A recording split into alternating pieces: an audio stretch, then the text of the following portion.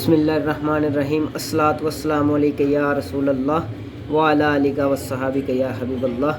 दोस्तों, आज एक आपको और पल्ले ज़री लिखना बताऊंगा, तो आप देखें। उससे पहले एक हमारी रिक्वेस्ट ही होती है आप लोगों से कि हमारे चैनल को सब्सक्राइब किया करें,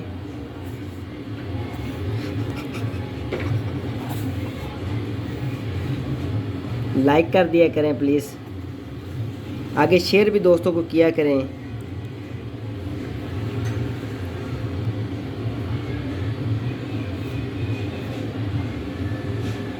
क्योंकि हमें पता चलता रहे दोस्तों की क्या फरमाइश होती है।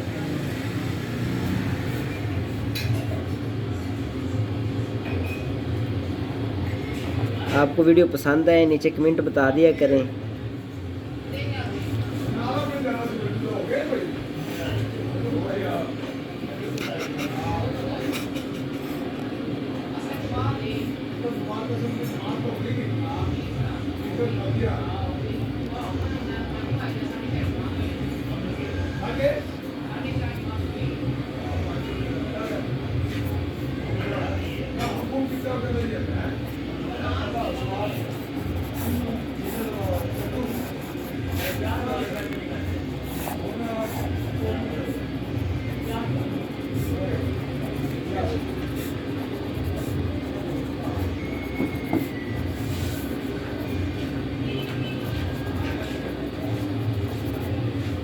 अस्सलामु अलैकुम वरहमतुल्लाह।